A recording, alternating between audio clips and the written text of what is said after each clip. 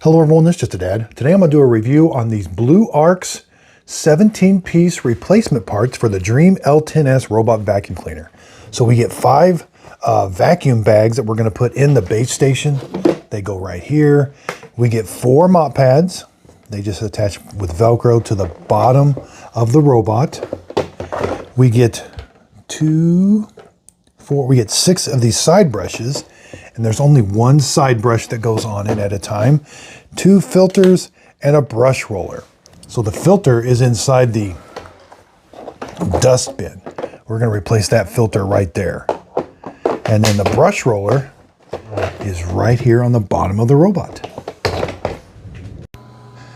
Okay, so you're going to take the filter off right here on this dust bin is where it comes off. Now you can clean it and then let it dry out in the sun, or you can install a new one. Now the flat side, there's the side with the 2 prongs.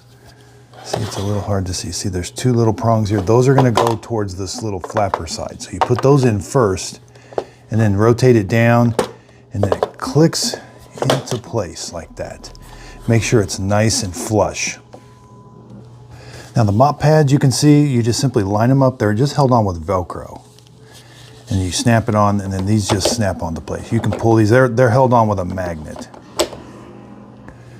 And then the side brushes, they simply just snap on. There's a square you lift up, and you're just simply going to snap the new one on.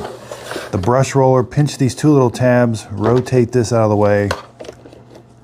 And again, there's a side here. This is the brush roller. Put the square peg in on the one side, rotate it down, find the tabs here, make sure the brush is not in, and snap it into place.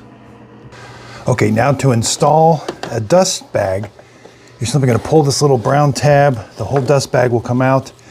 So when you get the new dust bag, kind of open it up a little bit, make sure this is down. You got to slide it into this track all the way.